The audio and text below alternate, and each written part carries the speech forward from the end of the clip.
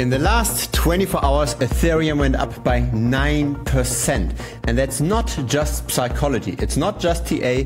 Even though the technical analysis does align well, we've actually got really great news. Have a look at this. This is the registration of a Delaware entity for an ETF on Ethereum filed by Blackrock. And have a look at the inefficiency of the markets.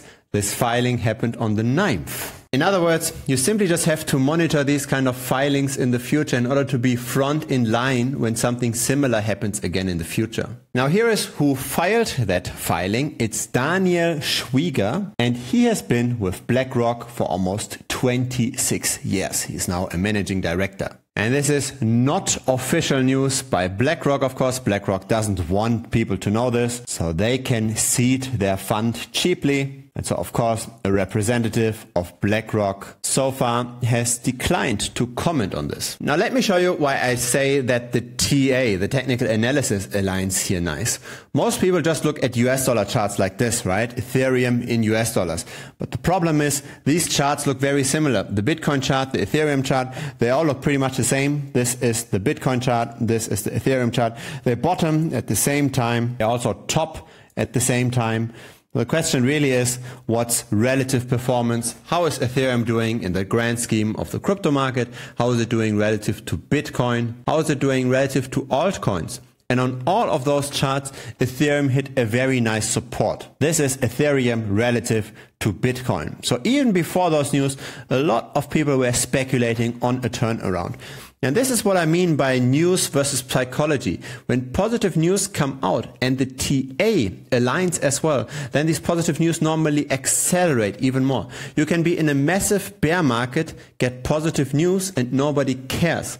But when the TA aligns well and you get positive news, then you might actually get a real price impact. And so with that creation of that entity, maybe we do see another rally of outperformance of Ethereum versus Bitcoin, potentially even by 50% if we go all this way up, right? There is the case to be made that after those kinds of news, there will be all the other asset managers that also now file for an Ethereum ETF, or that at least do the preparations for it. There's another measure called Ethereum dominance, very similar, also had a very nice support. You might have heard of Bitcoin dominance. This is simply just the equivalent to Ethereum. So how much of all of cryptocurrencies market cap is currently in Ethereum?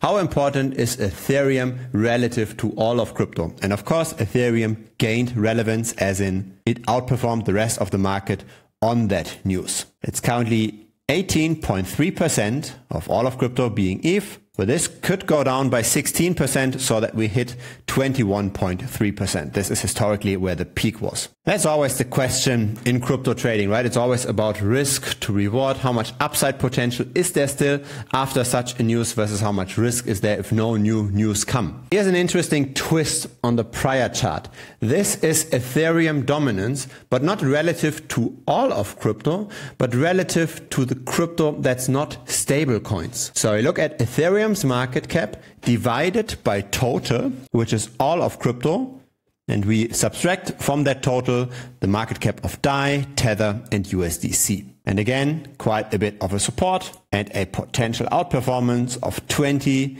maybe 25%. One more relative valuation chart, Ethereum relative to the altcoins. So there's a measure called Total 3, which is all of crypto except Bitcoin and Ethereum. So now we look at all of the altcoins. How big is Ethereum relative to the altcoins? ETH divided by Total 3. So Ethereum has potential to outperform the altcoins, maybe again by 50% if things go really well, but there's already a resistance at around 29%. Fundamentally, I am not an Ethereum bull. I don't really like the fundamentals relative to Bitcoin because it's neither really a store of value, nor it is really good for smart contract execution. There's simply so much competition.